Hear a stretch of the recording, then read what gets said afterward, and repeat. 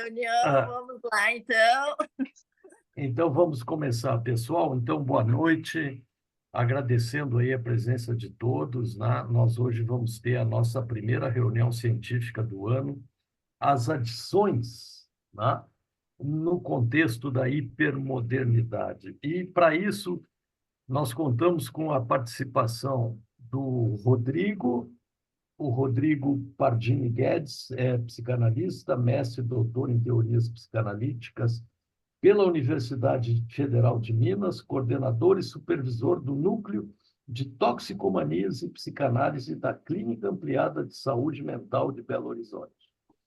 E do Vitor Cruz, né? O Vitor é nosso velho colaborador do Contemporâneo, psicólogo, mestre em psicopatologia e psicanálise pela Universidade de Paris, 7, pesquisador e colaborador da Universidade Sorbonne, pesquisador colaborador do Centro Nacional de Pesquisa Científica da França e coordenador do Núcleo de Adições do Contemporâneo. Quem vai mediar vai ser a nossa diretora-geral do Instituto Contemporâneo, a Ângela Piva, para quem eu, então, passo a palavra agradecendo aí a presença de todos vocês. Ok, pessoal? Então, obrigada, Carlos. Boa noite, colegas. Bem-vindo a todos, nossos palestrantes hoje. A gente tem muito prazer em estar abrindo o nosso calendário, né, de reuniões científicas, né, Carlos? Isso. Justamente com o núcleo de adicções, que foi ampliado aí desde o ano passado, né?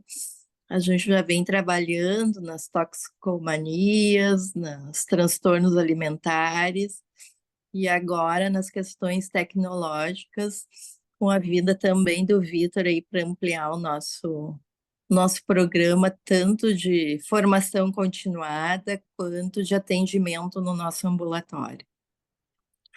Então, tenho muito prazer, assim, de estar com os colegas hoje. A gente está terminando, né, o primeiro módulo da formação de adições, e já quero convidá-los para que o segundo semestre, o nosso programa são as adições tecnológicas, infância, família, adolescência e tecnologias e as suas questões tão contemporâneas que é adolescentes, crianças, seus pais e as telas. Então, eu vou passar a palavra aí para os nossos convidados hoje. Qual dos dois, Rodrigo ou Vitor, que vai Vitor iniciar? começa. Tá bom, Vitor, então, Vitor, Existe contigo. uma lógica para isso. Qual a E lógica, Vitor? a lógica é a seguinte, né? Eu tendo a chegar mais neurótico, mais amarradinho, né? Com as coisas todas encaixotadinhas. Aí eu chego, eventualmente, ou com muita frequência, eu boto uns slides de PowerPoint, porque as pessoas gostam de visualizar, né? Eu vou trabalhar um pouco mais conceitual, não vou trazer tanto da clínica por razões óbvias. E daí, daqui a pouco, o Pardini chega e desarranja tudo. Então tem que começar. Desconstrói tudo. Tem Então, que vamos lá. começar por mim, não tem jeito, não tem jeito. E é muito curioso, ontem eu estava voltando do trabalho, pensando nisso, né? Isso mesmo, assim, eu falei assim, aí não sei por que, assim, me veio um flash, assim, eu pensando assim, né? Me veio algo, assim, do meu currículo, da minha descrição, eu falei assim, nossa, dá um orgulho, assim, né? Isso envelopa tão bem narcisicamente, mas, ao mesmo tempo, isso é totalmente desnecessário, né? Assim, eu poderia ser totalmente dispensável, na verdade, né? Na realidade, eu ia até perguntar para vocês, né? Vocês têm certeza que sou eu mesmo aqui? Será? Eu acho que não fosse a pane inicial e o meu Uhum. afobamento, o meu desarranjo, hoje não teria mais como vocês saberem se sou eu, se não sou eu, né? O meu rostinho bonito, simpático, talvez, ou Não, muito bonito não, simpático Vitor, para para aí. alguns, para outros, isso é totalmente imitável. O ChatGPT, um avatar, o DALL-E, eles conseguiriam reproduzir isso, ainda mais que aqui a gente está vendo em 2D, praticamente a mesma coisa. A minha tonalidade de voz totalmente copiável. O meu jeito, as minhas mímicas faciais, também. E a minha dita biblioteca interna, talvez uma das razões pelas quais, né, muitas das pessoas aqui me acompanham, não vale de nada também, totalmente dispensável. Por quê? Eu poderia chegar na frente do chat GPT e treinar o meu avatar, pedir para o chat pegar uma biblioteca muito mais vasta do que qualquer conhecimento que eu tenho, toda a bibliografia sobre adições, hipermodernidade, inteligência artificial, jogos compulsivos, adições, o escambau A4 na psicanálise, transdisciplinarmente, filosoficamente, filosofia transhumanista, jogar tudo dentro de um caixote, falar, chat, leia e aprenda isso para mim. Isso não ia durar 1 minuto. Ele ia ter um banco de dados muito maior do que eu tenho dentro da minha miserável memória. E daí, vocês teriam um avatar, um banco de dados implacável, ia jogar nos tópicos, ele ia falar aqui mais ou menos como se fosse eu, né? É muito curiosa essa relação, porque a relação do humano com o robô, isso é a lógica do machine learning, né? Você ensina uma máquina como ela vai ser, como ela vai operar, e logo mais o humano ele se torna totalmente dispensável. Então, a relação com o robô, ela se dá mais ou menos por aí, né? E eu estava pensando também, né? Isso aqui é o meu improviso, né? Isso aqui a máquina não faria. E eu estava pensando uma outra coisa, né? Outro dia eu estava me perguntando, né? Será que é o robô que trabalha para o homem ou que é o homem que trabalha para o robô? Por que que eu estava pensando isso? Eu estava pensando numa série de empresas, daí a gente pode elencar diversas, né? Não somente as empresas grandes, normalmente, né? São empresas grandes, não somente as empresas de tecnologia, mas também como as empresas de educação, como empresas farmácias, bom, enfim, qualquer nicho que a gente escolher, desde que sejam grandes, né? Como é que eles estão fazendo o uso da tecnologia, dos robôs e da inteligência artificial? Uma das maneiras, né? Eles pegam diversas unidades, né? São empresas que têm uma unidade aqui, uma unidade no Japão, uma unidade, ou pode ser só em Minas Gerais também, ou pode ser Minas no contexto brasileiro. Eles pegam as unidades e começam e fazem algo que se chama gamificação do trabalho. Potencial aditivo altíssimo, né? Por quê? O que que eles fazem? Eles pegam as diversas unidades e as diversas equipes e colocam elas para competir umas com as outras. Eles colocam elas para competir umas com as outras, inicialmente tem uma meta X. O primeiro que bater a meta é a empresa campeã. Ranqueia e a empresa, as pessoas elas vão ser bonificadas, vão ter lá sua cara numa estrelinha. Bingo, você brilhou, funcionário do mês. E nisso vai fazendo uma métrica assim, dos dados, dos rankings, e o robô ele vai calculando e aumentando essa meta. Então, quem é que está trabalhando para quem? É, alguém está ganhando muito com isso, mas é o robô que está trabalhando para o homem ou o homem que já está escravizado e trabalhando para o robô? Porque quem está escravizado nessa lógica é o homem. E eu não sei aonde isso pode chegar. Dessa situação específica, né? Desse contexto específico, em que existe essa gamificação do trabalho. A gamificação do trabalho é altamente patologizante, é um risco tóxico pra caramba e ultra aditivo. Ultra aditivo não tem limite. O limite é um piripaque, alguém tem colapso e ponto, né? Então, tem algumas coisas assim, né, que eu vou soltando assim.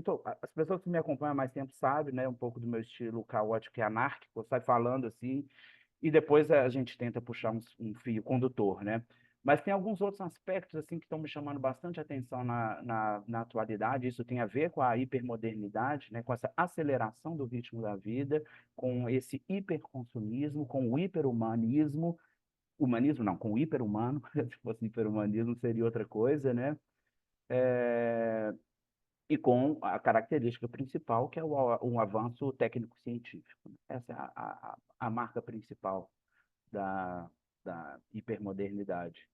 E, e daí eu tenho observado algumas coisas, né? Nós estamos aí inaugurando em fase de estruturação ainda do ambulatório de ciberdependências e jogos patológicos do Contemporâneo, Instituto de Psicanálise e Transdisciplinaridade, E isso foi uma provocação, alguma coisa assim que me incomodou, né?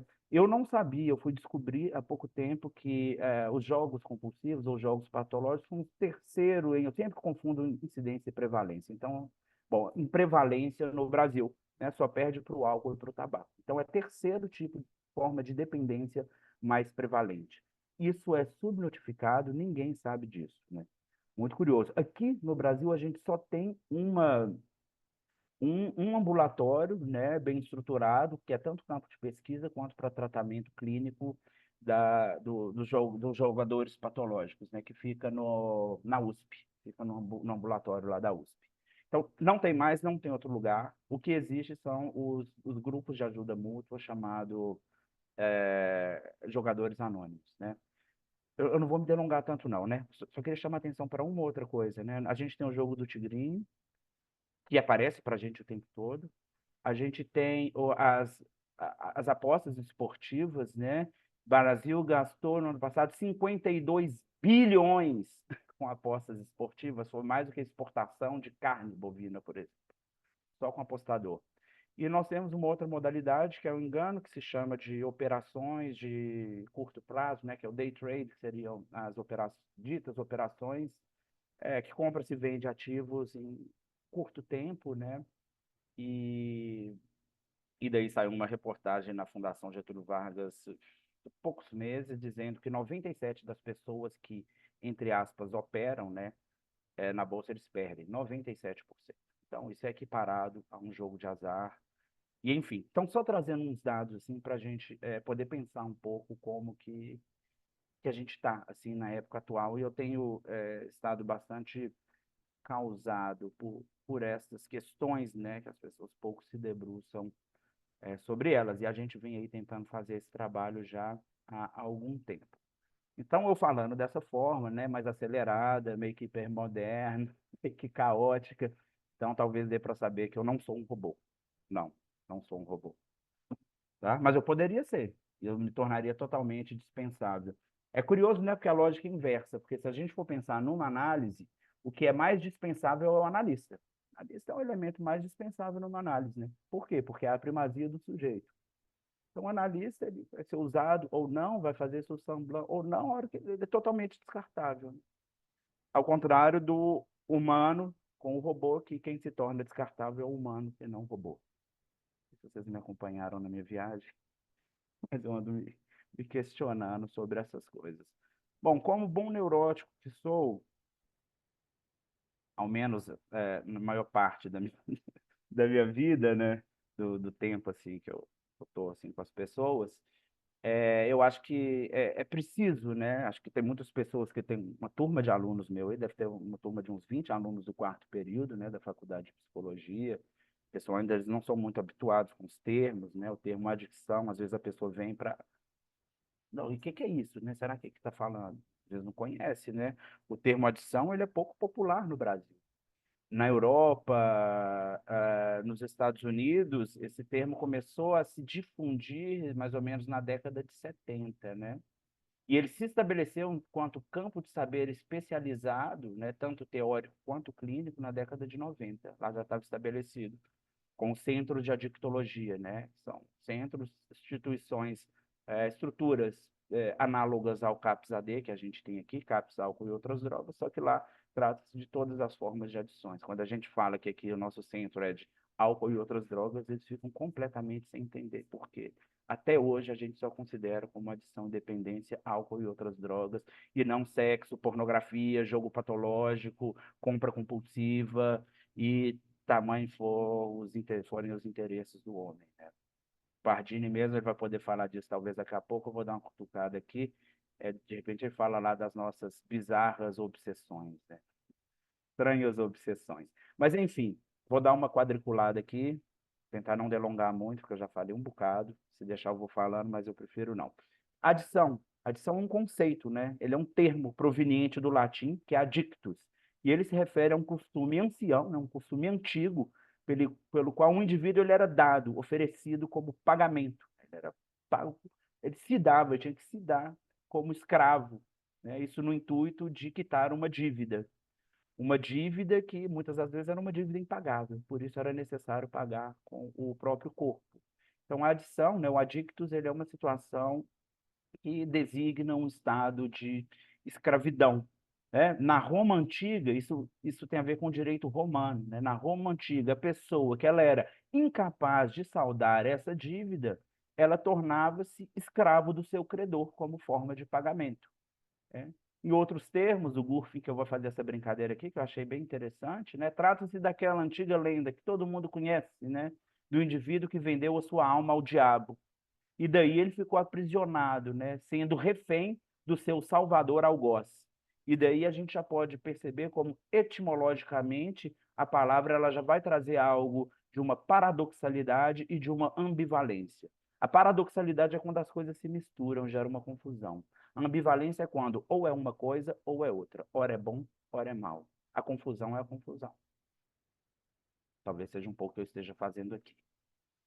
Mas vamos lá, né? Então, o termo adição ele aparece na Europa, como eu já disse, né, como uma transposição dessa utilização inicialmente anglo-saxônica. Na verdade, foi o Evil Goodman que roubou esse termo da Joyce McDougall, né?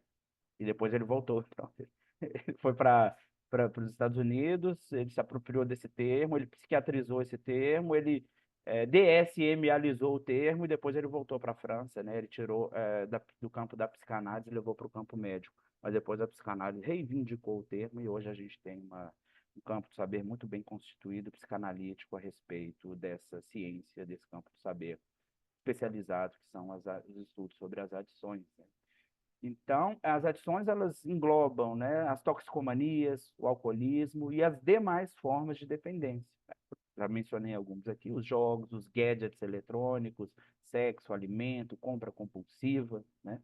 E as adições, ela é caracterizada por toda atitude, comportamento ou ação que transcende um querer consciente desse indivíduo, né? Que não raro vai reconhecer a sua incapacidade de controle. A adição, então, ela se caracteriza por uma situação em que o sujeito é escravo, é uma dependência. O Gurfin vai falar mais uma coisa interessante aqui, né? Ele vai dizer que, na verdade, podemos imaginar tantas formas de adição quanto são os interesses do homem. E ele vai parafrasear o Winnicott dizendo, né? Proponho que o que caracteriza uma adição não é o objeto usado. É a mesma coisa que o Jesus Santiago vai dizer, não é a droga que faz o toxicômano, que é a mesma coisa que o português lá vai dizer também. Bom, enfim, mas o uso que se faz desse objeto, qualquer que seja ele. Em algum momento, né, eu estava aqui meio viajando assim nos meus pensamentos, eu tinha pensado no conceito de objeto coringa, mas que não se sustentava. Existe uma função coringa. E uma função coringa de um objeto, também um objeto aditivo, né, qualquer objeto. Então, eu fiz essa associação com uma carta coringa. Por alguns motivos, eu vou ser o mais sucinto que eu puder, né? Eu desdobrei isso bastante já, mas eu vou ser mais conciso aqui possível, mas que eu acho que serve bem assim da ilustração. Uma carta coringa, né? Por quê, né? Essa função coringa do objeto. A carta coringa é o quê no baralho? Ela tem um conteúdo especial, certo? Ela é dotada de particular capacidade plástica, de poder assumir o valor de outras cartas, né? E de atuar em várias posições. Todavia, muitas vezes não passa de um remendo precário, inconsistente, de pouco valor, que não se sustenta na continuidade. Na melhor das hipóteses, obtém-se uma canaça furada. O objeto eleito, ele vai imitar o que deveria ser autêntico e busca dar aparência verdadeira àquilo que é inexistente, né? Que estou me referindo aqui, né? Essa busca desenfreada pelo suposto objeto primário que não existe.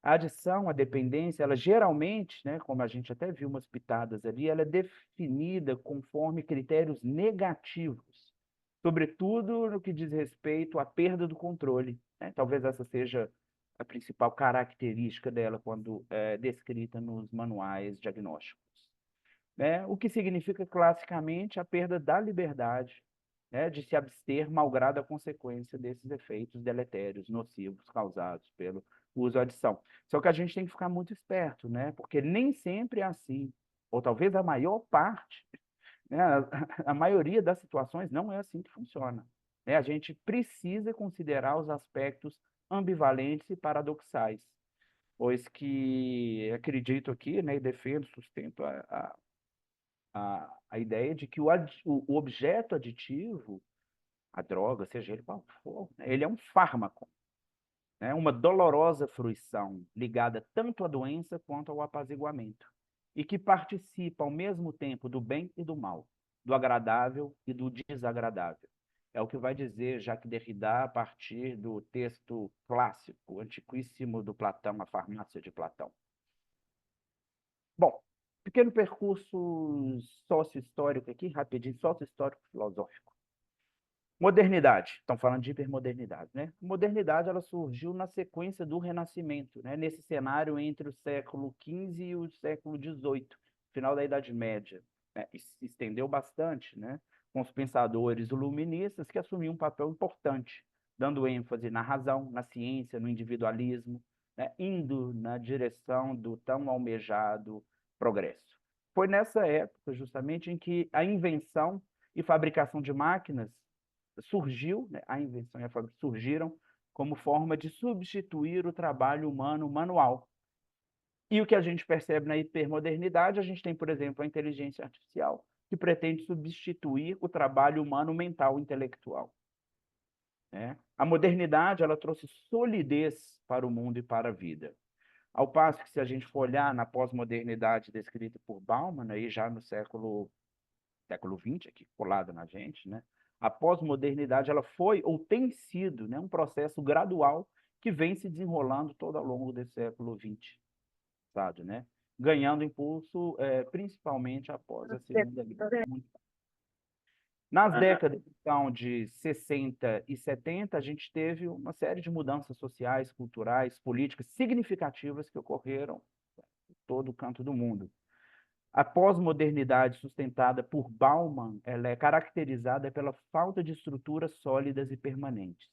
As instituições, identidades, relações sociais, elas tornam-se fluidas e instáveis, sujeitas a constantes mudanças e reconfigurações.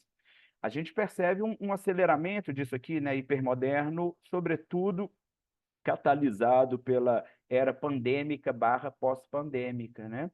A gente tem uma grande oferta, né, de possibilidades, sirva de cursos, que sirva de serviços psicológicos, seja lá o que for, a acessibilidade está muito ágil, ela está pulverizada, em todo lugar tem o que você quiser, só que houve uma fragilização considerável dos vínculos, prejudicou os vínculos, são totalmente frágeis, né? Que é um agravamento disso que o Bauman já vinha definindo lá, né, como liquidez, ou outros como gasoso, e agora sei lá como é que chama, de poeira cósmica os vínculos, né? A Ângela, que é a papisa dos vínculos, ela vai falar para a gente logo mais. Bom, e a hipermodernidade, que é o principal alvo, né? Talvez é o cenário onde as coisas desenrolam aqui hoje, conforme a proposta que estamos fazendo juntos aqui. Ela foi descrita por Gilles Lipovetsky em 2004, como é que é tempo hipermoderno, eu acho, né? E ele vai argumentar, né, nesse trabalho dele, que a hipermodernidade ela é caracterizada, né, por uma intensificação dos traços da pós-modernidade, já descrito por Bauman, né, como individualismo extremo, consumismo desenfreado, busca pelo prazer imediato, uma obsessão pela novidade, né, pelo desenvolvimento técnico-científico, e essa mudança constante que isso engendra, né? Gerando necessariamente, se tem mudança constante, isso gera uma insegurança muito grande. Na hipermodernidade, o Lipovetsky ele vai destacar o papel central da tecnologia, como a gente está vendo, na formação da cultura e das maneiras como as pessoas vivem e interagem, né? Então, ele vai enfatizar, né, a crescente ênfase, sendo redundante aqui, né, bem enfático mesmo, na performance, na imagem e na busca por uma vida marcada pela excelência e pela realização pessoal, né? Isso aqui eu já falei um pouquinho, vou pular um pouquinho. Então, na hipermodernidade, ele vai dizer que tudo é hiper. Hipermercado, hipercapitalismo, hiperclasse, hipertiroidismo. Opa, isso aí pode aparecer também. Hiperindividualismo, hiperterrorismo, hiperpotências, hipertextos, aí chega onde eu estou querendo. Hiperhumano, pós-humano, transhumano. Isso me interessa bastante. Bom, então pensando nisso, Freud lá em 1930, futuro de uma ilusão, não. O mal-estar na cultura, o mal-estar na civilização. Freud e a sua profecia do Deus protético. Em O Mal-Estar na Cultura, 1930, Freud se questionava a respeito de como o homem do futuro, por intermédio de seus conhecimentos científicos e suas realizações tecnológicas, se tornaria uma espécie de Deus protético. 1930, o futuro chegou. O nosso interesse aqui, então, é investigar como a promessa técnico-científica da hipermodernidade faz com que determinados sujeitos, indivíduos, tomem o caminho da psicopatologia, incitando-os a criar fantasias de autoengendramento e de autossuficiência. Na esteira de Freud, seguimos com Lindemeyer na compreensão de que o humano aumentado, hipermoderno, vale-se de objetos tecnológicos como próteses psíquicas. As próteses psíquicas são criadas como promessas de reparação para o doloroso reconhecimento de um corpo vivido, ou de um corpo vivo, né? De um corpo vivo e de um corpo vivido como falho, incompleto ou deficiente, chegando até a ilusão contemporânea de prolongamento e aumento do funcionamento humano, né? O ser humano aumentado em suas capacidades. A gente tem os nootrópicos, né? As smart drugs e por aí vai, através do amalgamento do humano com o inumano. Terminando, pessoal, mais um pouquinho só de paciência, finalzinho. Então, o paradigma do humano aumentado, ele vai encontrar guarida na filosofia transhumanista, né, que é um movimento ideológico altamente contemporâneo e universal, e que tem como objetivo criar meios extraordinários capazes de nos livrar de tudo aquilo que nos dá justamente a condição de humano: a sexualidade, o envelhecimento, a doença e a morte. Concluindo, o humano aumentado, protético, seria, segundo Lindemeyer, a nova aparência do sexual, que retoma sempre com uma roupagem diferente. E a psicanálise, seguindo a proposta desenvolvida por essa autora, enquanto prática voltada ao humano, é aquela que convoca o sujeito a se desfazer de suas fraudes e ilusões.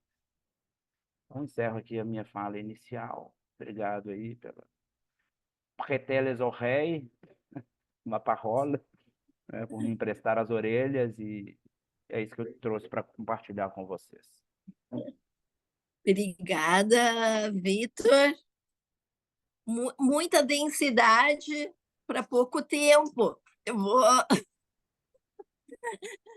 passar para o Rodrigo para continuar, e depois a gente vai ter um espaço para conversar um pouquinho. Rodrigo, por favor. Boa noite e agradeço a presença, o convite, mais uma vez estando aqui reunido com vocês, né? Então, já vou ficando assim, da casa, o que é muito gostoso, né? A gente poder trabalhar com pessoas que já participaram, então, assim, acho que a coisa flui melhor. O Vitor já antecipou essa parte toda aí, e eu acho que é bem interessante assim a gente pensar, né, quando ele me chamou e falou da hipermodernidade, aí eu falei assim, bom, tenho que pesquisar algumas coisas, né? E eu acho que depois disso que ele traz, fiquei pensando, né, no por que a gente precisa colocar o prefixo hiper, né? Assim, por que a gente tem que intensificar tanto as coisas que já nos são dadas normalmente, né? Assim, por que tem que ser, né, um hiper consumo, né, o hipertexto, o hipermercado, né? Por que a gente tem que estar nessa lógica, né? O que aconteceu com a gente que a gente precisa do hiper, né? Então eu acho que é uma pergunta que a gente tem que, né, assim, a gente não se contenta mais com pouco, né? A gente, é o excesso. Tudo isso, é lógico que a gente tem que sempre pensar que isso vai sendo agenciado pelo discurso capitalista, né? Pelo capitalismo em si, que vai transformando qualquer coisa em uma forma de ganhar dinheiro, uma forma de produzir renda, né? Então, nada escapa à voracidade capitalista, né? Eu acho que essa é uma ideia que a gente tem que ter ela muito clara quando a gente pensar na modernidade, no pós-moderno, no hipermoderno, né? E, inclusive, pensando, né, uma crítica, né, que o Gilles Lipovetsky faz é pensar que não é a hipermodernidade não é a pós-modernidade. Ele fala, não é uma coisa que a modernidade ficou no passado e a gente está no outro tempo. Ele fala assim, é somente uma exacerbação do que já tínhamos, né? Do que a gente sempre teve. Então, acho que isso é legal a gente pensar, porque a gente vê que, de uma certa maneira, a gente fica meio que patinando também, né? Tem uma parada aí em algum ponto onde a gente, ao invés de andar, a gente fica correndo no mesmo lugar com muita intensidade, com muita voracidade. E essas características que o modernismo traz, né? Você abandonar aquilo que é tradicional em prol do tecnológico, do científico, né? Uma ênfase nesse individualismo e uma valorização, né, da razão. Eu fico pensando que essa valorização, né, se a gente for pensar na nossa situação de analistas, onde é que a gente estaria nesse lugar, né? Assim, aonde a razão é tão hipervalorizada, assim, onde é que fica o inconsciente? E eu tenho conversado isso muito com pessoas conhecidas, amigas aqui. Vou colocar uma bala aqui que minha garganta tem conversado um pouco com as pessoas conhecidas, dizendo disso, assim, eventualmente as pessoas chegavam com uma angústia, um conflito, às vezes né, um mal-estar com o seu sintoma, que ainda não era um sintoma analítico ainda. E hoje elas chegam só para te falar alguma coisa, assim, tem hora que você tem que apresentar o inconsciente para ela. E ela fala assim, olha, o inconsciente é isso aqui, ó, né? Tá vendo esse ato falho que você cometeu? Sabe, assim, uma coisa, não dessa forma, né? Estou sendo grosseiro, mas a gente tem que cavar aonde, né, há um discurso já tão feito e a gente entra numa certa lógica né, eu tenho você pode vir amanhã, aí a pessoa fala assim, que horas? Você fala 4 horas. Eu falo assim, dá, porque 3 horas eu estou na minha aula de inglês, eu saio às 4, eu consigo chegar aqui, né? E depois vou fazer uma outra coisa. Então, assim, a gente está né? Não é um tratamento, às vezes, não é visto como um investimento em si, né? É visto como algo de uma sequência de coisas, né? Então a gente tem que sempre estar demarcando o nosso espaço, que é um espaço lógico, um espaço de trabalho, uma série de coisas assim que vão ficando pelas metades assim. E eu acho que né, essa hipermodernidade, como essa cultura do excesso, né, ela vem muito a calhar no que a gente pensa sobre a toxicomania, sobre as adições de uma forma geral. Acaba que eu recaio na toxicomania, né? Mas a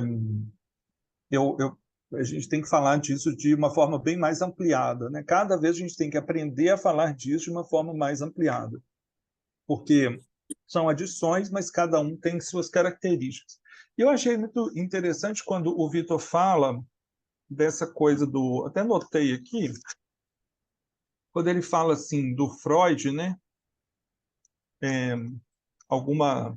Essa ideia dele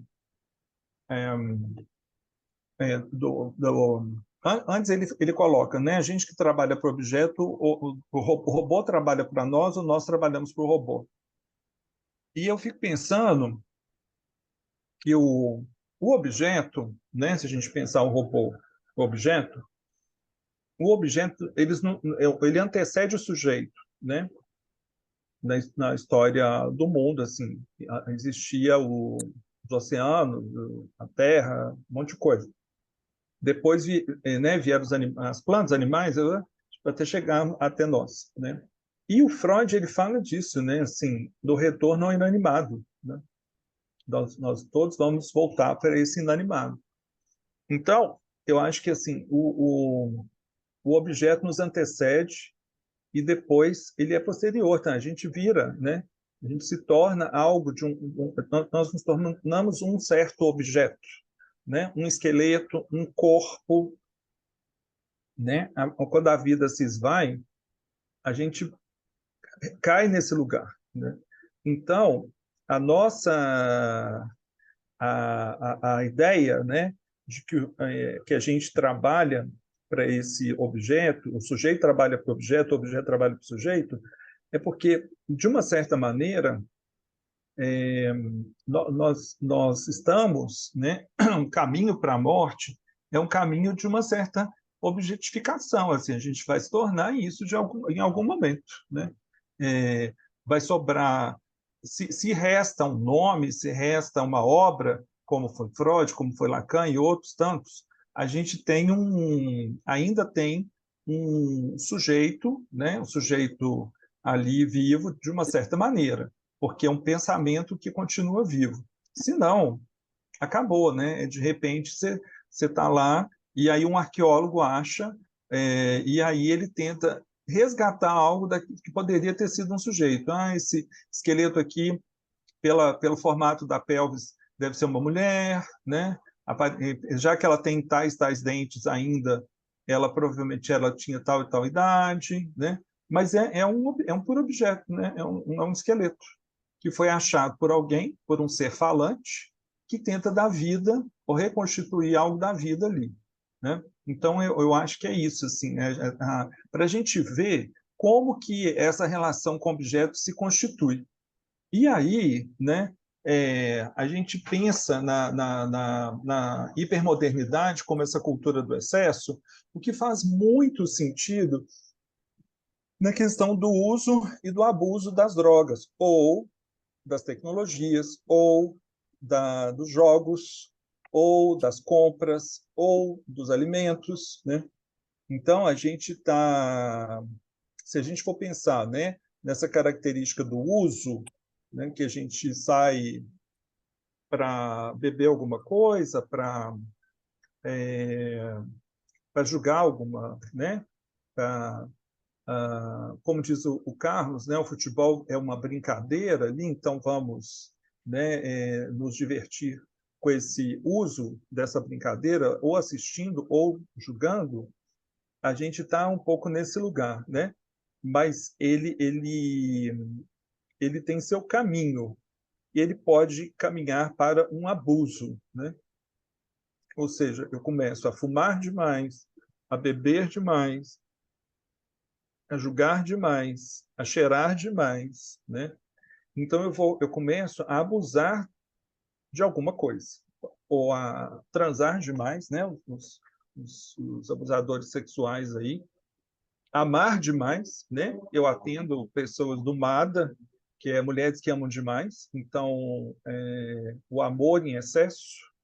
Então eu acho que a gente tem esse percurso que eu acho que é super importante a gente ver. Ele faz parte, talvez, bom, ele é muito mais antigo, né? Tudo isso é muito mais antigo, tudo isso antecede qualquer nomenclatura, assim, né? O sexo sempre existiu, o álcool, né? A própria arqueologia já mostrou para nós, os jogos, né? Lá na tumba de Tutancâmon tinha jogo, então, né? Se ele voltar na vida, né? Se ele for viver uma outra vida, ele tem joguinho lá para jogar, né? Tem uns tabuleiros, tem umas coisas lá. E então é por aí. Então acho que e esse excesso, né? Esse hiper consumo de drogas, tudo é hiper. Eu acho que condiz muito. Eu pensava muito eu tinha muito essa ideia da toxicomania como o terceiro passo, sabe, desses dois passos anteriores, do uso e do abuso, né? Ou seja, o sujeito se torna um toxicômano. E por muito tempo eu segui isso. E eu acho que hoje eu vou me distanciando cada vez mais, sabe? Eu acho que os laços, os elos fortes estabelecidos pela, pelo uso e pelo abuso, né? Pessoa que gosta de tomar uma cerveja, que gosta de beber um vinho, né? Que gosta de fumar, que gosta de fazer seu jogo na Mega Sena toda semana, e aí vai, né? Eu acho que a toxicomania, a gente sempre tem que pensar, eu sempre comecei a pensar como uma ruptura, né? Ela não é mais laço, ela é ruptura, né? Então, eu acho que nesse ponto, por exemplo, tem um autor, ele chama Durval Mazei Nogueira Filho, e ele escreve, né, que seria o capitalismo deveria erigir uma estátua para o toxicômano, porque ele é o consumidor ideal, né? Porque ele é fiel e tudo mais. Por um lado, concordo, mas por outro, eu acho que assim, ao contrário, né? O toxicômano, uma das rupturas é uma ruptura com o discurso, né? Principalmente com o discurso, com a fala, o laço, né? Que o discurso é o que faz um laço social, então ele rompe com esses laços, né? Então, isso caracteriza muito, né? É uma ruptura com tudo que tem a ver com o outro, né? Então, se ele vai romper com o discurso, ele já produziu essa, essa, essa recusa ao laço que é feito pelo uso e pelo abuso, né? Então, se a gente for pensar que nós todos aqui, essa sala está com 84 pessoas, e se todos nós, hoje, né, se todos nós nos tornarmos toxicômanos e, toda a cidade se tornar toxicômano não é um usuário nem um abusador, né? É um toxicômano, aquele que produziu uma ruptura por intermédio da droga. O capitalismo ele é como se ele fizesse um ápice e imediatamente ele desmorona, né? Porque nenhum objeto, a lógica da toxicomania, ela subverte o funcionamento do objeto, né? Então, assim, se a gente tem lá uma bolsa Louis Vuitton, né? Que custa, nem sei quanto que custa, 20 mil reais, talvez. Então, para um toxicômano, ela é trocada por 5 pedras de crack. Então, assim, é uma subversão de certas lógicas, né? Que a gente tem que entender. Então, o capitalismo ele se torna, ele fica muito mexido, muito balançado, né? A toxicomania ela mexe com a estrutura capitalista. A gente não tem isso tão tão em evidência porque a toxicomania não é algo, né, que vai contaminando todas as pessoas, nem a adição aos jogos, né, nem a adição ao sexo, seja lá o que for, né, em termos de adição, né, adição, assim, a gente tem que pensar nisso. Não é mais uso e abuso, é ruptura, é outra coisa. Então, nessa ruptura, eu fico pensando que ali naquele momento, a droga tem essa função que é muito interessante da gente pensar, né? Essa colagem, essa aderência que ela faz com o sujeito e que ele não mais se utiliza do discurso para fazer laço, não mais utiliza do objeto como forma de interação social, ela tem um protagonismo assim na vida, né, único. Ela é, ela é, ela é única. Então, assim, se o paciente, né, chega para nós e conta algum caso assim de que, né, porque às vezes a gente fala assim, fulano começou a fumar crack, então ele é um toxicômano. Não, não é, né? Não tem nada a ver. E por quê? que ele vai contar algo de uma história dele, e a gente vai tentar localizar, né? E, às vezes, ele tem vínculos muito estranhos, assim. E é por aí que eu acho que a gente consegue trabalhar.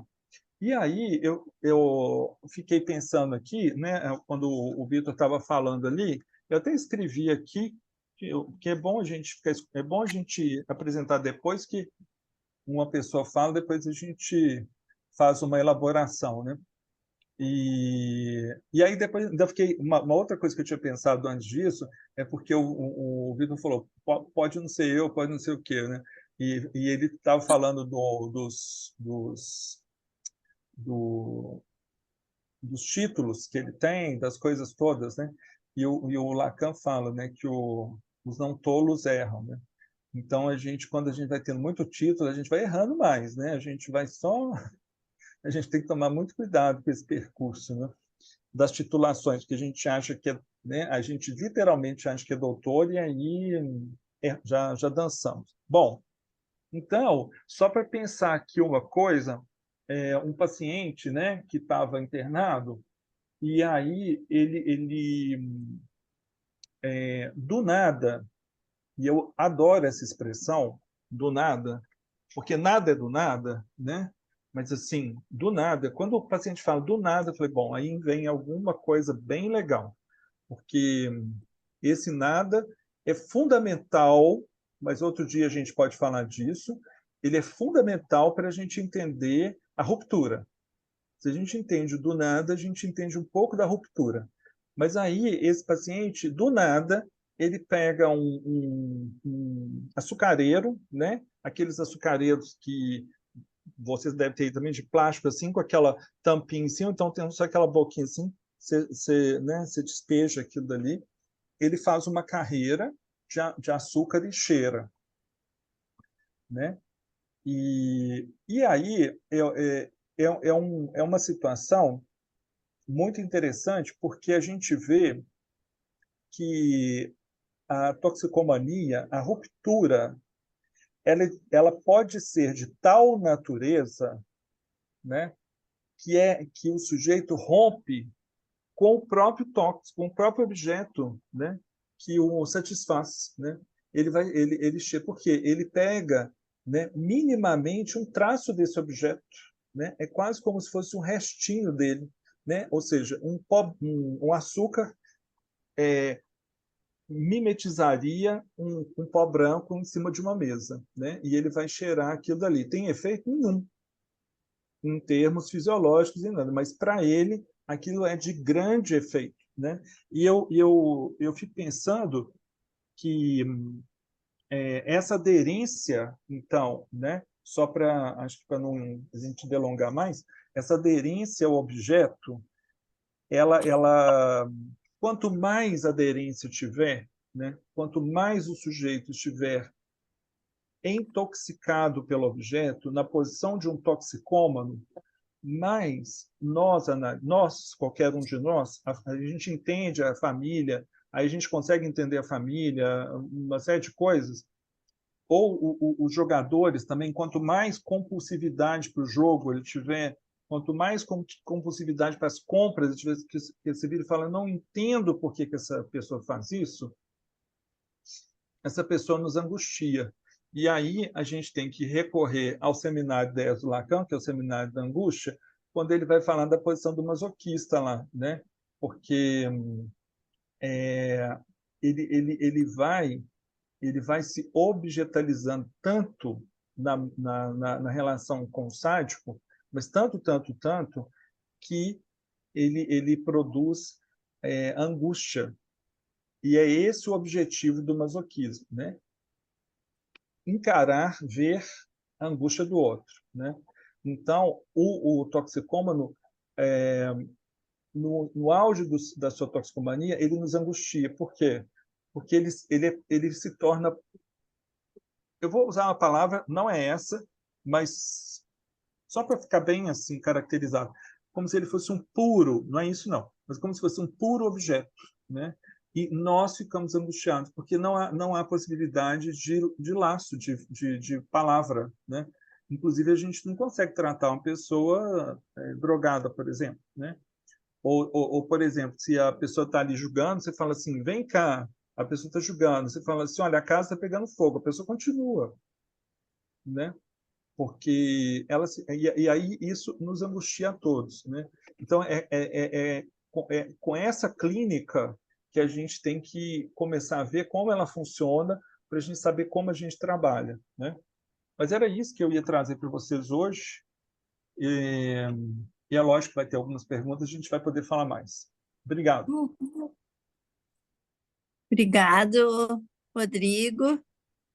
Eu vou abrir para os comentários, perguntas. Vocês podem levantar a mãozinha ou Eu se tenho uma comunicar Posso ali pergunta. falar? Eu também tenho uma pergunta, tenho aqui um em cada lado. Tá, pelo temos chat. perguntas.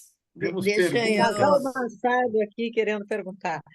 deixa, Eu, eu vou usar meu privilégio de mediadora e vou fazer a propósito aí da nossa jornada, que tem uma pergunta muito interessante, né? Vínculos e diversidade, o que nos cabe? Eu perguntaria para vocês, para abrir a nossa discussão, né? Adicções, né? O que nos cabe como psicanalistas, né? Num tipo de problemática que, para mim, tem uma complexidade, não tem como ser pensada de uma forma que não seja transdisciplinar. Então, sem dúvida. abriria a discussão, né, por aí, né, como o Instituto de Psicanálise e Transdisciplinaridade pode pensar a questão da adicção em uma perspectiva que seja transdisciplinar, e acho que o Rodrigo termina aí, né, com a questão da intervenção, não é? Como que se pensa a intervenção? E para mim, hipermodernidade tem a ver com hipersolidão, que eu acho que também as pessoas não é? Estão padecendo muito disso atualmente e com muita oferta aí de objetos, né, para poder tratar desse tipo de dor. Então, vai lá, é o Carlos, passando Isso. a palavra. Bom, em primeiro lugar, queria agradecer aí o Vitor e o Rodrigo, né, e agradecer todo o pessoal presente.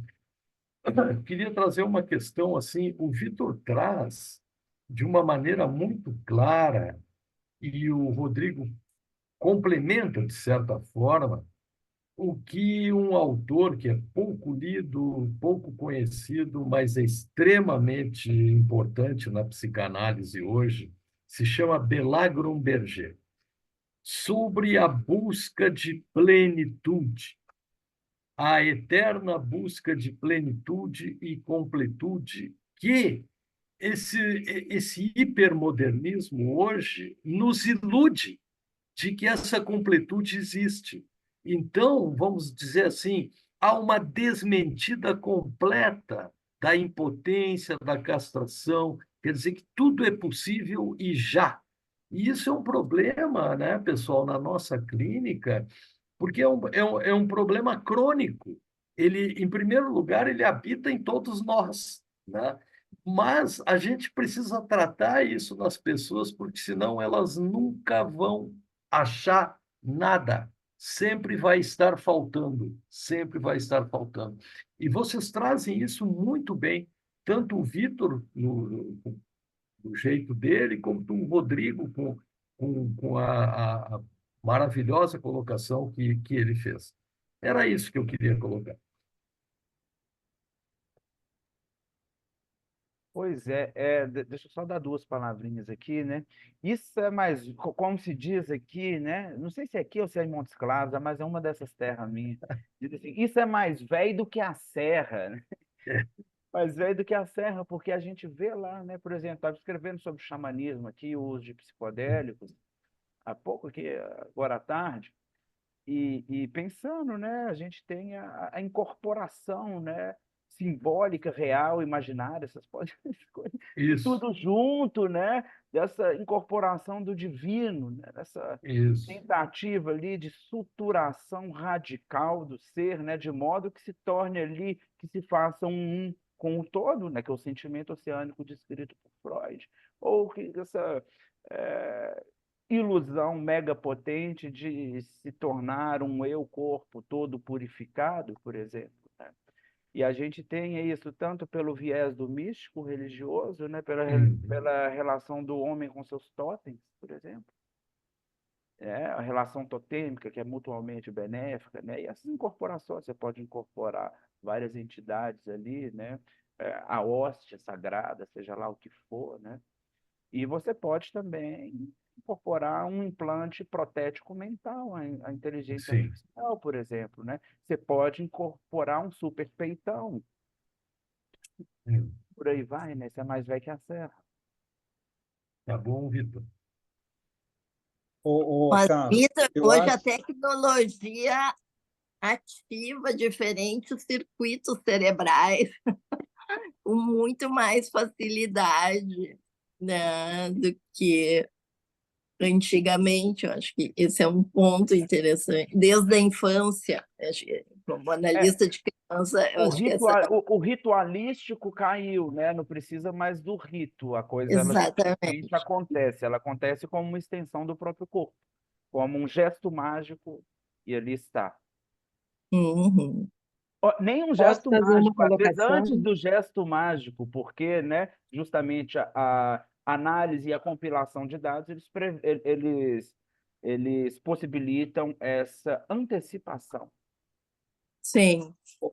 Carlos, eu fico pensando, né, que essa hipermodernidade ela está muito alinhada, essa ideia, né, da hipermodernidade muito alinhada com o abuso e o uso e abuso, né? Então, porque eles estão alinhados ao discurso, né, ao laço social, às compras, ao consumismo, né, então assim, a pessoa tem gente, né? Assim, não basta ter uma cerveja na geladeira, tem que ter um bar em casa, né? Então você vê que você vai, né? É, essa oferta de objetos, né? Isso. Quando o capitalismo consegue abocanhar a, a, as drogas, ele transforma essas drogas nisso, né? Então, por exemplo, você pode ter o álcool, né? O álcool, o vício em álcool, mas aí você tem o uísque, a vodka, o gin e por aí vai, né? Então, a, a, a, a ideia de que, por exemplo, as drogas, né? Eu fico pensando assim, na Europa, por exemplo, aquelas casas de você poder comprar maconha e fumar, é uma coisa extremamente curiosa, assim, porque rompe um pouco com uma lógica, uma coisa, falando muito dessa palavra lógica, com uma coisa muito subversiva. Então, aqui, por exemplo, a gente tem Ouro Preto, que é uma cidade aqui perto, uma cidade histórica e tudo mais. Aí você, às vezes, em Ouro Preto, ou São Tomé das Letras, são cidades próximas aqui, aí as pessoas fumando maconha, aquele negócio, sabe, meio despistado, né, meio coisa. E aí você vai, por exemplo, em algumas cidades da Europa que tem esses lugares, as pessoas estão lá dentro, sabe? Acabou. Você olha assim, você fala assim, mas ué, cadê a graça do negócio, né? Porque tudo começou, ficou formal, ficou bonitinho. Então eu fico pensando, né? Por exemplo, vamos legalizar a cocaína. Então assim, cocaína com sabor chocolate, né? Cocaína com sabor pimenta, né? Morango, seja lá o que for. Porque eu acho que é um pouco essa ideia, né? Mas é isso. É, para o toxicômano, isso não fisga o toxicômano. E aí eu imagino que muitas das vezes ele tá fazendo uma ruptura exatamente com essa cultura do excesso, né? ele não precisa de 50 pares de tênis. Ele fica até descalço, né? Ele troca todos os tênis que ele tem por droga, né? Então ele não precisa do carro do ano, ele troca. Então eu acho que essa é uma contramão aí que acontece, sabe? Posso fazer uma colocação? Vai lá, Beth. Tá. Eu fiquei pensando o tempo todo, principalmente na fala do Rodrigo, em algumas questões. Primeiro é a negação do prazer. Eu acho que esse prazer da subversão, do fumar escondido, do ter prazer em beber, ter prazer em usar alguma coisa, passa a ser vinculado a uma ideia de consumo, né? E me parece muito assim, né, pensando nas minhas aulas sobre violência, que é muito uma coisa que está vinculada a posicionar o sujeito como um não sujeito, e sim como objeto, objeto do gozo do outro, e não um sujeito capaz de desejar, não um sujeito que busque prazer, ele busca o consumo, não o prazer, não é um gozo legítimo.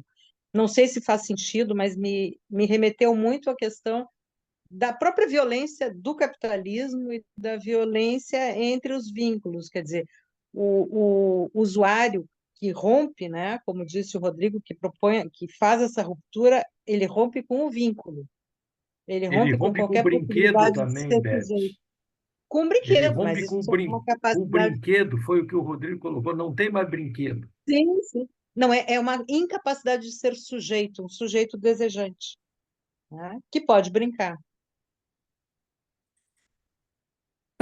Tem uma questão aqui no chat, gente, da Daniele, que Deixa eu diz que só poderia.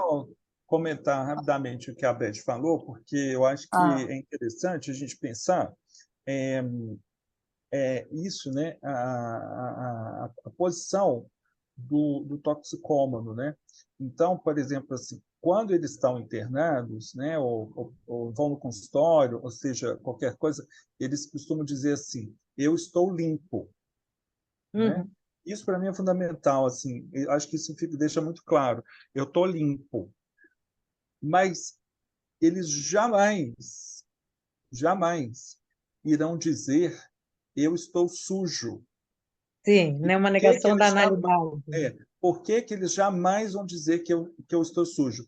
Porque para dizer eu estou sujo, eu tenho que estar no discurso, eu tenho que estar me Aham. referindo ao outro. Então, jamais será dito eu estou sujo, porque o outro sumiu, acabou, não existe mais. Eu também sumi como sujeito, o outro sumiu como Acabou a o outro que capacidade está ali comigo. simbólica. Acabou tudo. Então, é a única, né? Não existe. A gente pode ter preto e branco, uma série de coisas, mas ali não existe esse par de opostos. Existe eu estou Sim, limpo, mas não não existe eu existe estou o sujo. outro. Não. uhum. Trazer aqui da Daniele. Poderíamos pensar na ruptura, como disse Rodrigo, como uma forma de não pertencimento? O laço que ele fala é sobre isso? E como fica o caso das pessoas que buscam essa ideia de completude dentro de um grupo de pares? Eu acho que a gente tem, por exemplo, a Cracolândia, né? E lá, quando eu trabalhava numa clínica, era uma clínica muito simples, assim, uma clínica evangélica, só tinha o pastor lá, fazendo oração todo dia, e eu ia uma vez por semana. E é muito curioso, porque principalmente as pessoas dependentes de álcool, e que é uma droga lícita, quando elas iam recair, elas nunca fugiam ou recaíam sozinhas, elas convidavam alguém. Era muito curioso, assim, porque é a própria ideia do bar, né? do beber junto, de uma série de coisas assim. Agora, quanto mais você vai avançando nesse percurso, ele vai ficando cada vez mais solitário. Então, a gente imagina que há pares, mas não há, né? Não há. Então, assim, não existe um par ali, existe alguém que está do seu lado e que está fazendo um uso de uma determinada droga junto com você, mas a parceria, né, não tem. Então, assim, ele está ali do meu lado. Agora, se por algum motivo ele espirra e meu pó sai voando, eu mato ele, né? Então não tem um par assim, né? É um quando a gente pensa no não pertencimento, é como se a gente, né, a gente pudesse fazê-los pertencer. Só que a ideia que eu acho que é muito legal a gente pensar nessa questão do não pertencimento, mas assim, a ideia de que eles não se importam, né? É, todas essas políticas de drogas são feitas por pessoas que não são drogadas, que se importam com aquelas pessoas. Mas eles, né, eles dizem isso. Né? É, ali, a pessoa fala assim, eu estou tão louco que não me importa. Né? Não importa de onde eu caí, se foi num muro de 4 metros de altura, se eu quebrei a perna. Isso não importa nada disso. Né? Porque não é uma eu estou dentro, estou fora. Não, eu nem sei que aquilo existe e que não faz parte da minha referência mais. Sumiu, acabou. Né? Ou seja, tanto que assim, essa ideia do. Né? Ah, mas é seu pai, é sua mãe, é seu filho. Não importa. Né? Ele vai trocar o leite, né? O dinheiro que ele ganhou para comprar o leite para o filho dele, ele vai trocar por uma pedra de crack, seja lá o que for.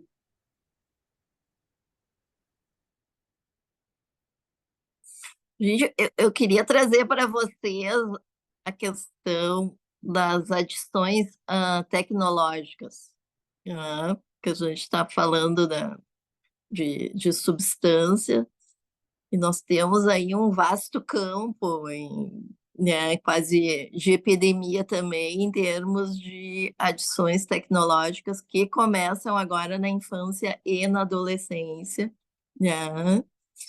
Ah, acho que uma outra campo aí que com a pandemia se incrementou bastante a questão da pornografia na internet, a adição à pornografia também, de forma muito traumática e lesiva desde os 11 anos de idade, onde as crianças têm acesso a isso com facilidade, né? Então, eu queria escutá-los um pouco assim sobre essa questão de adição tecnológica e como é que a gente trabalha também com psicanalistas nessa área e com prevenção nesse sentido, que acho que é o que, a mim, pelo menos, é o que. Porque, do ponto de vista capitalista também, o mercado de drogas rende muito dinheiro. O segundo mercado é prostituição infantil né? E prostituição infantil e sequestro de criança. E tem um outro tipo de sequestro, agora que me parece subjetivo, que é a questão tecnológica e desde a infância. Aí, em vez de objetos tradicionais, a gente já tem dedinhos no celular. Então, queria escutá-los um pouco antes de a gente se encaminhar aí para o encerramento e ver se mais alguém gostaria de comentar alguma coisa também.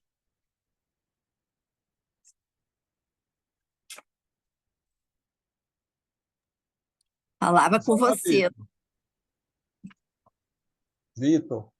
Oi, estou pensando aqui, 3 questões complexas, né? Então, quando você pensa, eu vou falando aqui. Isso, vai lá, vai lá. Acho que nem existe resposta, não. Eu acho que assim a gente tem que eu gostaria de me aprofundar mais em leituras sobre isso. Tenho essa deficiência, assim. Eu acho que é uma adição, mas eu gostaria de me aprofundar mais. Eu li um dia desse, até acho que passei para o Vitor, chama Homo Ludens, do Huizinga. um filósofo, e ele vai trabalhar a questão do jogo, e eu achei muito interessante a maneira como ele vai caracterizando o jogo, pelo jogo, pela o que satisfaz a pessoa é o fato daquilo estar dentro de um certo enquadre, né? E que o jogo ele não permite que você tem regras, né? Então o que o jogador precisa são as regras do jogo, que sejam estabelecidas regras e que então ele vai lidar com aquilo, né? Independente se ele ganhar ou perder, ele vai ficar jogando aquilo dali, né? Como a gente faz, né? Com os nossos jogos de baralho, jogar buraco, jogar, sei lá, canastra, pôquer, seja o que for. Ou seja, a gente tem que, né? Você vai jogar pôquer, você tem que fazer lá uma sequência de cartas e tudo mais. E é sempre aquilo. Então, é preciso isso. Então, assim, é um dado que diferencia, né, que caracteriza aquilo ali. Eu acho que os jogos eletrônicos também, talvez a questão da tela, né, do enquadre da tela, porque a gente vê, né, o Lacan falando bastante disso na questão da fantasia, né? É preciso da tela do computador e do enquadre da tela, né, da moldura ali, né, para que essa fantasia seja recolhida como uma fantasia. Então, eu acho que é bem curioso a gente poder pensar nisso. Eu acho que talvez os jogos, né, assim, essa possibilidade de que alguma coisa ali consiga, de uma certa maneira, ser capturada. Agora, eu acho que ainda é pouco, assim, né? A gente tem que avançar um pouco mais nessa ideia dos jogos, assim, o que aproxima das toxicomanias e o que diferencia, né? Mas existe um vínculo ali também de ruptura. Aqui, há um tempo atrás, eu fiquei sabendo, não era um caso meu, de uma pessoa assim que eles arrombaram a porta do quarto e o menino tinha feito, né, tinha evacuado, feito xixi na cadeira porque estava jogando já acho que 3 dias assim. Então o quarto estava fedendo, aquela sujeirada danada, porque ele não conseguia né, parar aquela voracidade. Já vi também, não sei se é a experiência que vocês têm, também acho que eu nunca atendi, mas eu já tive pais assim, de pessoas muito viciadas em jogos de computador e com uma estrutura psicótica. Assim, a vida se torna somente aquilo, né? Então, por que isso atrai, né, a psicose? Não sei também, sabe? Eu já vi isso acontecendo, já apareceu para mim, mas por quê? Então, tem algumas coisas ali que eu acho que são muito curiosas, sabe? Que faz a gente pensar bastante. Vitor. Não, e tem vários tipos de jogos também, né? Tem o jogo totalmente rudimentar, igual você mesmo lembrou outro dia, Pardini, lá o rapaz internado, né? Não tem jogo privado de tudo, quebra palitinho de fósforo, né? De dente em três pedaços. E aí, vamos apostar? Quantos tem aqui em cada mão? Né? Tem o jogo da aposta que ele tem essa uma peculiaridade, né? E ele não precisa de nada de tecnologia, mas se tiver uma mão na roda, né? É uma coisa. Tem o trabalho que vira jogo com o auxílio da tecnologia, que foi a questão da gamificação do trabalho, que me preocupa demais. Só falar rapidinho aqui, Vai. Vitor. Só porque eu acho que isso interessa a Ângela, que isso daí, esse moço que internou por causa de jogo, uma adição, tudo ele transformava em jogo.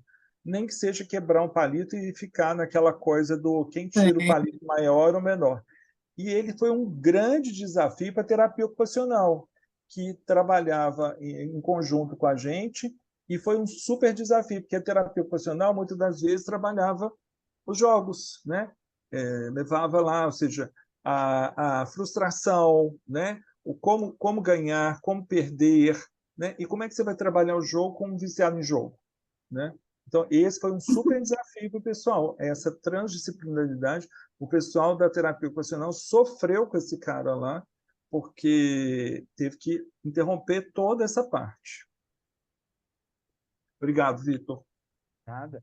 E tem a Questão questão da tecnologia, porque assim, né, a gente vê, né, bom, as coisas que as mães falavam, por exemplo, né, anda com um mau elemento, né, foi fulano que deu, não foi ele que quis.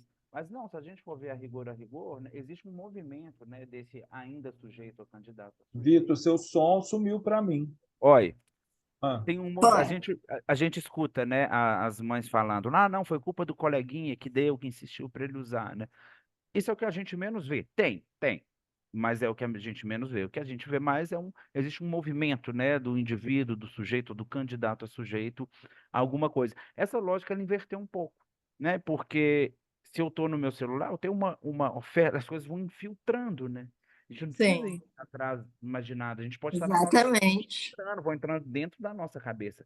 Então, essa é uma lógica bem maluca, né? Isso é muito complicado. Eu que falo, né, que trabalho a temática do jogo, eu escrevo jogo, assim, o tanto que eles me marcam, o tanto de jogo que me são ofertados, assim, não tá no script. Eu vejo meus pacientes, né? Eu tenho um que joga roleta, eu tenho outro que joga pôquer, outro que faz, bom, enfim, né?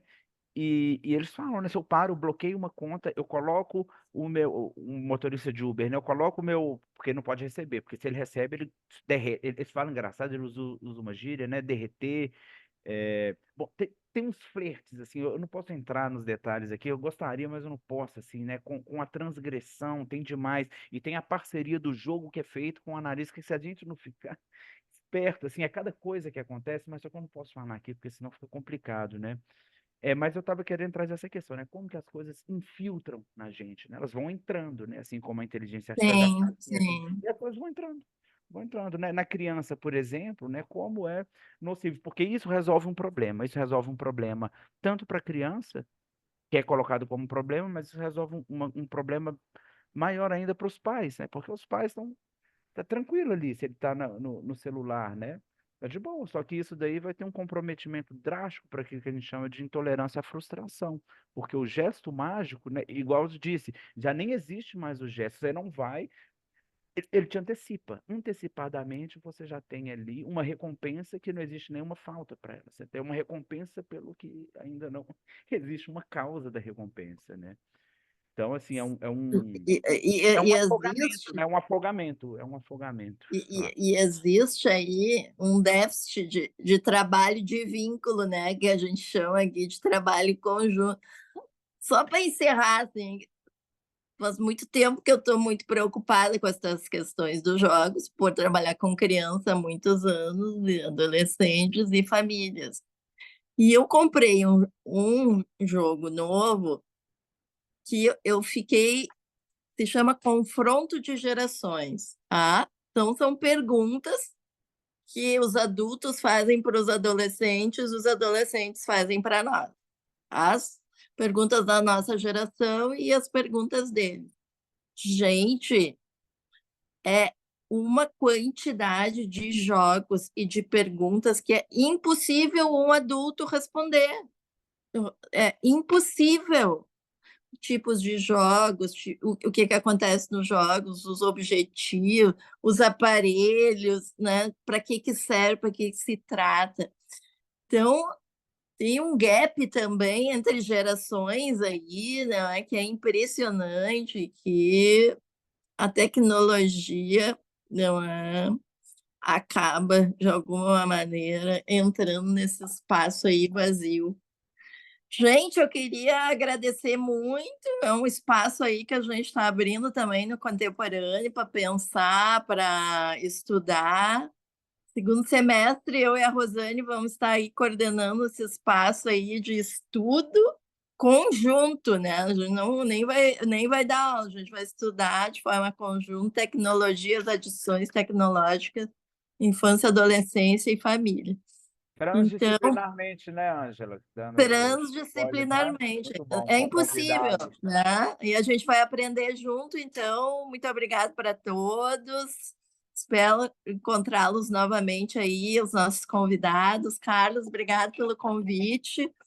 Então, até a Vitor, próxima, Rodrigo, gente. muito obrigado. Ângela, obrigado. Pessoal, Valeu, um Carlos. abraço Boa a todo noite. mundo. Eu que Pardinho, Tchau, boa agradeço. noite. Boa noite, gente. pessoal Tchau. aí do nosso núcleo também, Obrigado. das novas Foi adições, ótimo. aí para todo Abraço mundo, a todos queridos aí. alunos e todo mundo aí, é nóis.